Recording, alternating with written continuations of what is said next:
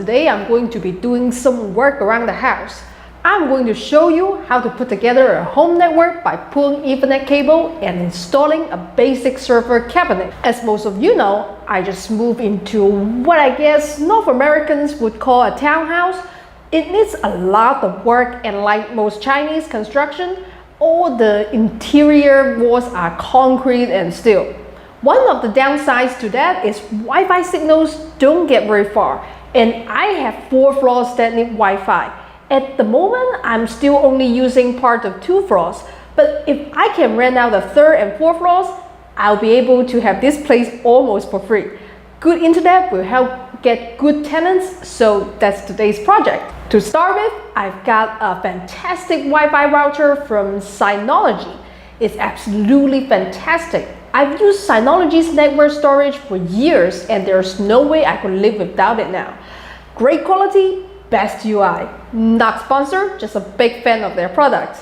Their routers have a wireless mesh option that can almost but not quite cover the house. If not for everything being concrete, it would be perfect. So today I'm going to show you how to pull Cat6e cable so we can get 1 router and 2 access points to show up as a single wireless network. Okay, I'm in the 1st floor kitchen. There is plastic counter rack that goes up to the room on the 2nd floor that I'm using as an office since it has air conditioning. I want a jack down here I can plug an access point into. So we're going to feed our fish tape into the counter rack and wait for it come out in the office. Since I'm working alone, I have a little Xiaomi IP camera that I'll be using to see what's going on at the other end of things. Even still, I'll be getting my exercise running back and forth.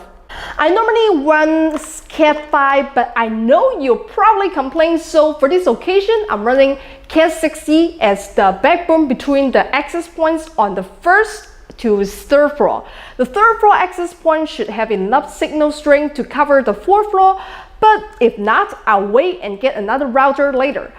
I need to be careful with spending and only fix a little at a time. Right now, I have air conditioning in 2 rooms and no hot water. I'll fix that bit by bit. My past 2 apartments have good conduit in the walls, and I like having a hot wire network for transferring video files faster. So I've done this a few times. The Cat6e is pretty heavy stuff, and I'm a little worried about getting it through the conduit, but we'll see. Let's get started. I need to get this bit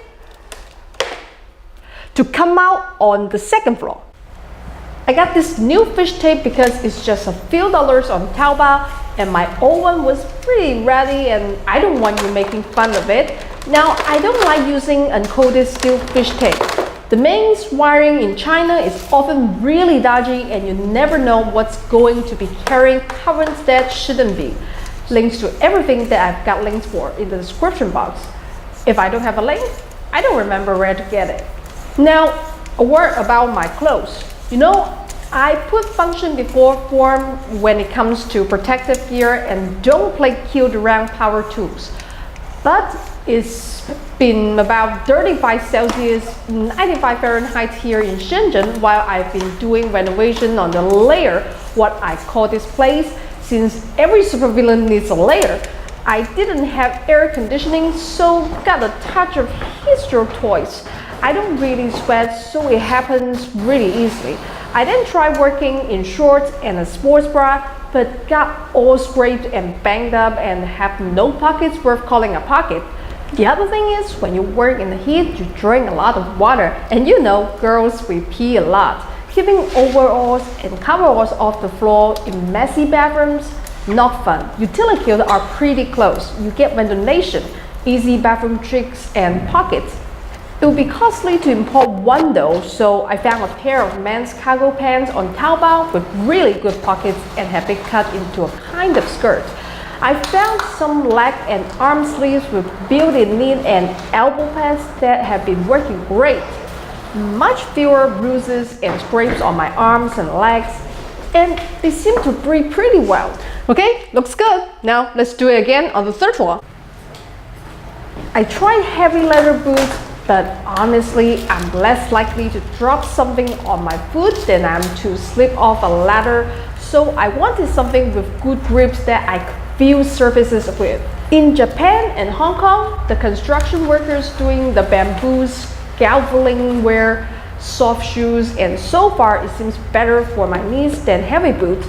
For now, just sticking with a t-shirt, since vest or any kind of tool harness rub in bad ways. I bent my head against the bottom of a sink a few times, then scrape it on the drop ceiling. So I got this little hard plastic cap to keep my hair in, the dust and the dirt out of it, and protect my head. It's honestly done that more than once. I know wearing a helmet for home DIY seems a little excessive, but given all the lumps I have on my scalp after the first week, I think the professional wear them for a pretty good reason. But anyway, don't laugh at my clothes. It's still a work in progress and it's pretty silly looking, but it's better than getting heat stroke or all scraped and bruised. I just need to take a breath and cool off for a minute. It's so hot. As most of you know, I've been through several rounds of defounding, and getting this channel to where it is now has been pretty challenging. Of course, no one's entitled to earn a living off YouTube, but I've always sold a lot of whatever product or service I feature on my channel, and there's really in that. That's a job. All this wouldn't be possible without the generous support of JLC PCB and Creality 3D. You have no idea how many dodgy companies I have to turn down before I found two that I really believe in, and it's been great working with them. If nothing else, they put up with me when it comes time to advocate for customers. I'm not always very gentle about it. If you do any sort of work with electronics or hardware, I'm sure you're familiar with JLC PCB. They're the largest PCB prototyping company in the world. Up until now, if you wanted PCBA, printed circuit board assembly, if you wanted not just the circuit board, but all the electronics parts put on the board, you have to go to another company or do it yourself. Well, when I started working with them, the first thing I asked the community is, what do you want from JLC? And the community said, PCBA, and JLC listened. So now you can get everything done in one place.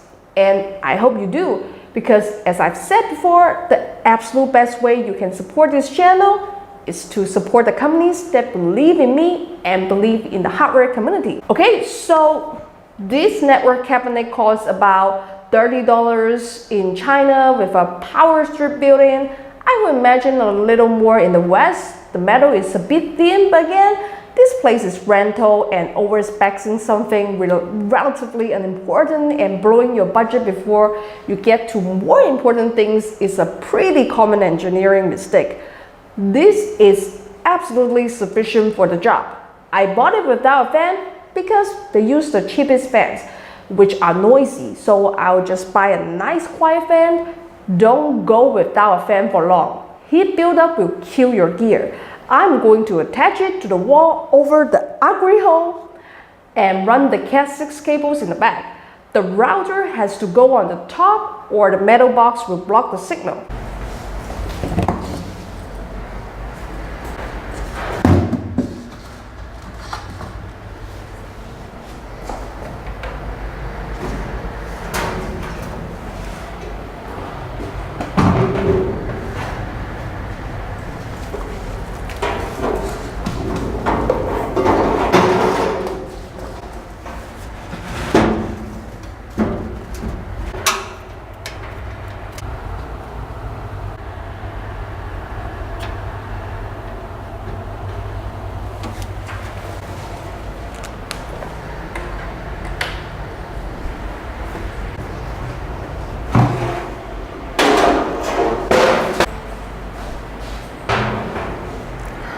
Because all the walls are concrete, this means anytime you want to do anything from hanging a shelf to installing an air conditioner, you need a hammer drill. This is mine, her name is Pollyann, and She was a very generous gift from a follower who heard I was having trouble finding good tools that were light enough for me to lift, powerful, and good quality. I've been to the hardware store and tried out a ton. So far, the Makita 18-volt brushless series seem to do that best. They're a bit out of my budget though, so if anyone has contacts at Makita, help a girl out. I sell a ton of whatever I use on this channel, and no sponsor has ever lost money on giving me a review unit. I get the Makita girl concept was a bit dated and the whole thing a little cringy, but having a Makita girl who's competent tool user and wearing protective gear is something different, and I think everyone would be okay with it.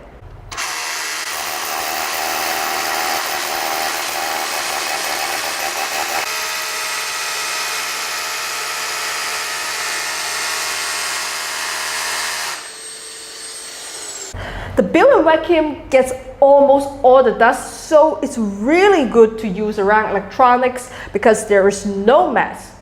Okay, that was just the pilot hole, and now I changed the drill bit and we are going to make the final holes.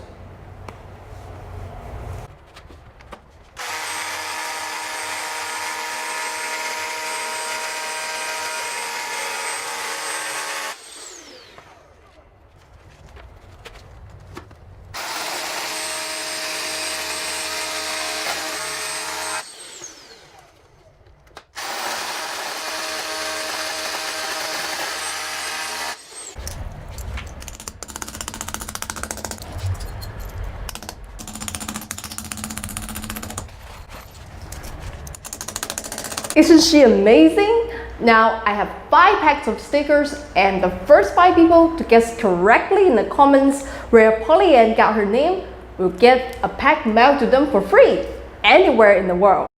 That's it for today. Next week, I'm going to show you how to terminate the cable and organize your network cabinet.